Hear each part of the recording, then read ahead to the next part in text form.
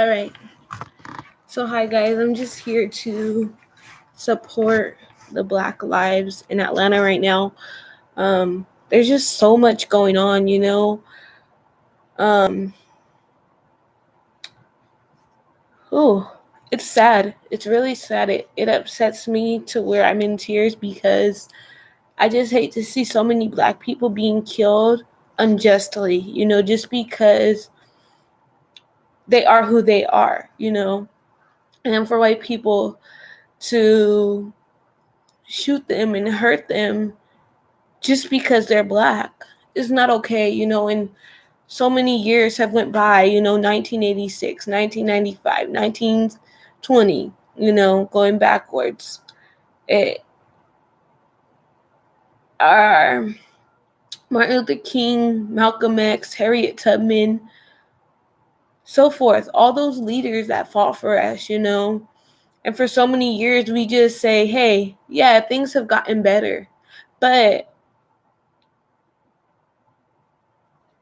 I was saying how, yeah, of course, officers are not shooting people anymore, but they're still harming us. They're still locking us down. They're still making us to live by their laws and regulations. And I just feel like as long as they continue to do that, we're never going to have freedom. We're never going to have justice, unless we fight.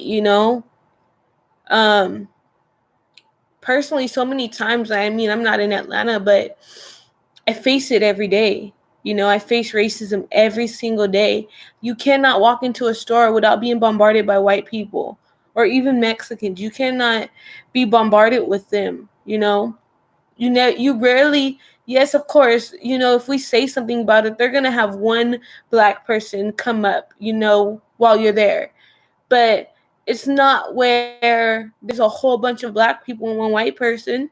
They wouldn't have that because they're too afraid. They're too afraid that we might hurt them or get revenge back. Well, we're already doing that because we want justice. We want to stop walking down our streets and feeling insecure or whatever the case may be. We should be able to walk into a store. Our young men should be able to walk and go get some drinks and go get some chips or go get a tea or a Gatorade and not worry about someone getting ready to shoot them or hurt them just because they put their hands up or just because they put their hands in their pocket. You can't assume that just because they put their hands in their pocket that they have a gun or that they have a weapon. Their mother could have just sent them to the store just like a white kid.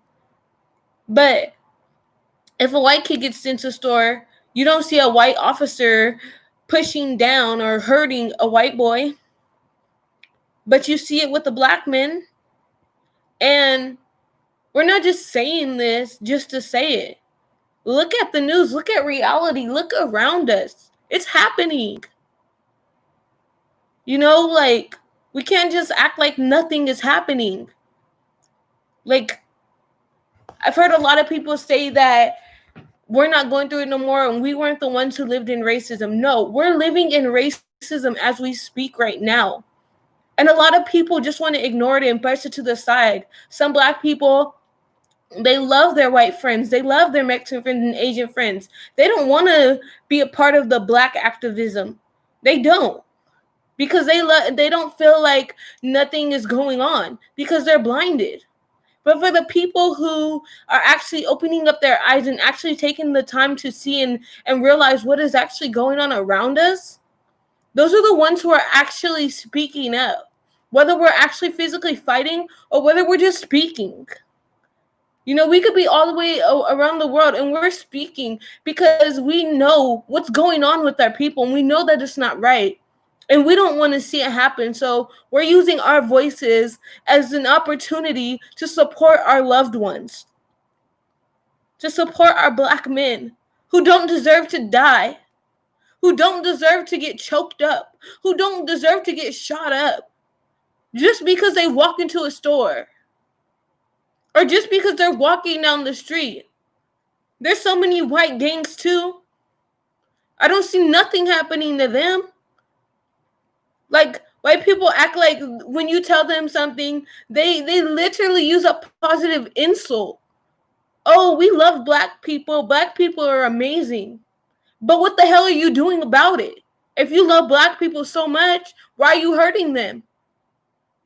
If you care about them so much, why are you manipulating their finances to where they can't succeed? If you love them so much, why are you downgrading their education to where they can't even rise up above you? You don't want to see us rise. They don't want to see us shine. They don't want to see us become a part of something bigger than what they are. And that's just facts. If black people ever took over the world, there would be so many white people angry. That's why they don't want it, because they're afraid of us. But we're not afraid. We have sat back for years and not said anything and just let them do what they wanted to do. But not anymore. We can't keep allowing it. We can't keep allowing them to just hurt us. We can't keep allowing them to, even for the homeless people. You know, there are black individuals who are getting kicked out of homeless centers based on their race. And that is not okay. You cannot be biased in a shelter. If a white person is screaming out loud and the black person is, which one do you think they're going to choose? They're going to kick the black person out. I personally was in the shelter here where I'm at, and the director literally said that they didn't have to care.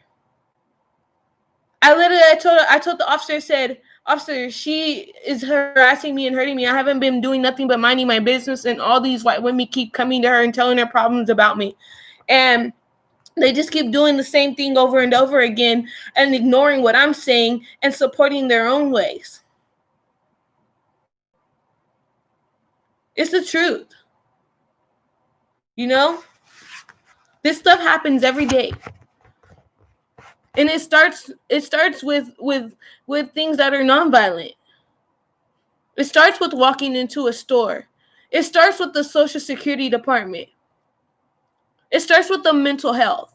It starts with all of that. All those things are concentration camps that they built. You know those famous football fields?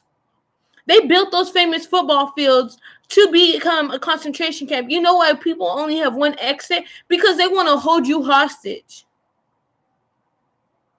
I'm sorry to all the football players and fans, but it's the facts. You know?